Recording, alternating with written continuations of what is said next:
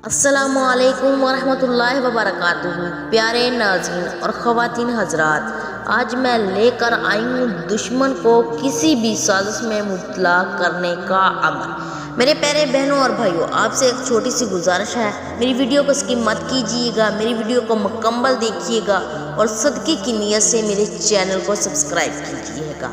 आपका दुश्मन आपके ख़िलाफ़ साजिशें कर रहा हो या आप पर इल्ज़ाम लगा रहा हो या आप पर तुहमत लगा रहा हो, तो आप ये अमल करें। इस अमल की बरकत से इंशाअल्लाह वो आपसे दूर हो जाएगा, उसकी साजिशें नाकाम हो जाएगी, जो वो तुहमतें लगाता है उस काम में भी वो नाकाम हो जाएगा।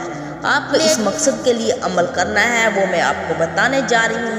आपने फजर की नमाज के बाद और इशा की सुनते और वित्रों के दरमियान में दुश्मन की तबाही और बर्बादी का तस्वर अपने दिल में रख कर ये अमल करना है।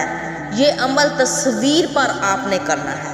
अव्वल आखिर 7 बार दुरूद इब्राहिम पढ़ना है। आपने बिस्मिल्लाहिर्रहमानिर्रहीम के साथ दरूशी पढ़ना है और बिस्मिल्लाहिर्रहमानिर्रहीम के साथ आपने सूरत कौसर पढ़नी है।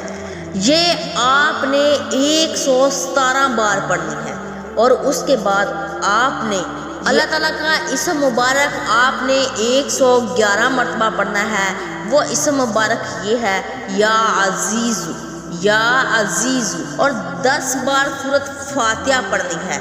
सूरत फातिहा पढ़कर अपने मकसद और अपने दुश्मन की तबाहो बर्बादी के लिए अल्लाह ताला से दुआ करनी है।